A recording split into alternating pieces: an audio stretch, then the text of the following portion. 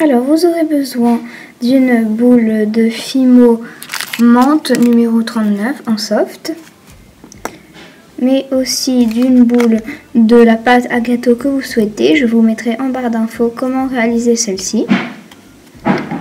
Vous aurez besoin d'une petite boule pour faire le corail supérieur, donc c'est du rouge indien en numéro 24, d'un embout, vous n'avez pas besoin de fausse chantilly, et d'un crayon pour vous verrez.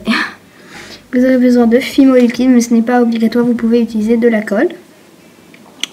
De vernis, en fait, comme je n'ai pas de vernis Fimo, j'utilise du vernis à ongles, c'est une petite astuce.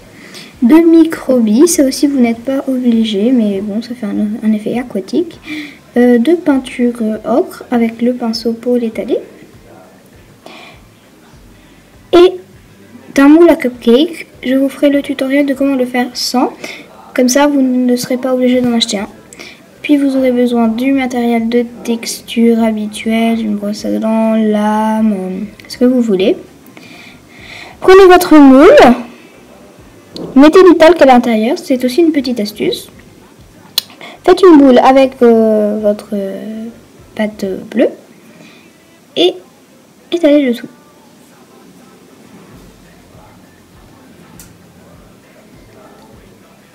Faites en sorte que ce soit bien régulier. Si vous êtes très précis, prenez un rouleau et étalez le tout pour que ce soit bien pareil. Et puis, venez faire des petits trous à chaque intervalle pour que ce soit plus effet casette de papier, qui est un effet vraiment très joli, je trouve. Maintenant, mettez votre pâte à gâteau en forme de dôme par-dessus et arrangez le tout. Excusez-moi pour ma voix, je suis un peu malade. Maintenant, venez prendre votre brosse à dents et texturer le tout pour que ce soit plus réaliste. Puis prenez la peinture aussi pour que ce soit plus réaliste et venez faire l'effet cuit. Aujourd'hui, en fait, je n'utilise pas de marron parce que je trouve que j'aime bien rappeler un peu une couleur de sable avec ma peinture. C'est pour ça, en fait. Voilà. Et aussi, excusez-moi pour la longueur de la vidéo. Donc après, prenez votre Fimo bleu, mettez-la dans l'embout. Ça c'est une étape un peu dure parce qu'il faut bien pousser, donc poussez avec le crayon. Excusez-moi si ça ne se voit pas énormément, mais c'est un peu compliqué à montrer à la caméra. Et faites sortir le tout, comme ceci. Et voilà.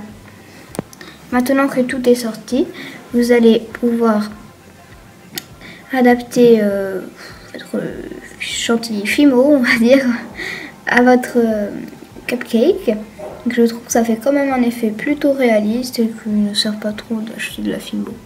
Maintenant, mettez votre Fimo liquide ou la colle. En fait, nous en mettons, juste pour que ça fasse un effet d'eau, vraiment joli, je trouve. Puis ajouter quelques microbilles. En fait, je les ai mises pour faire un effet un peu bulle d'eau, mais vous n'êtes pas obligé si vous n'aimez pas. Maintenant, prenez votre Fimo rouge et faites-en une sorte de petite barre. Oui.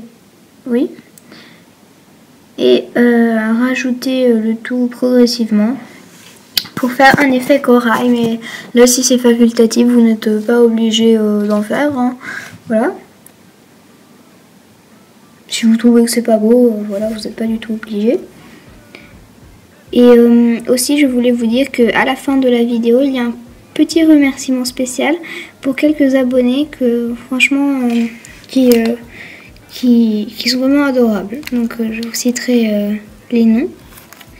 Donc voilà.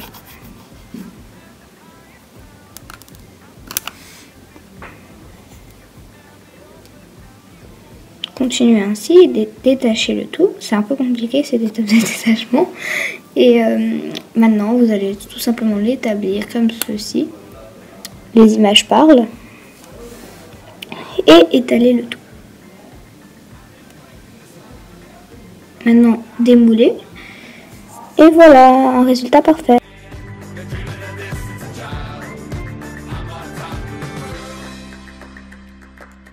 I've tried to cut these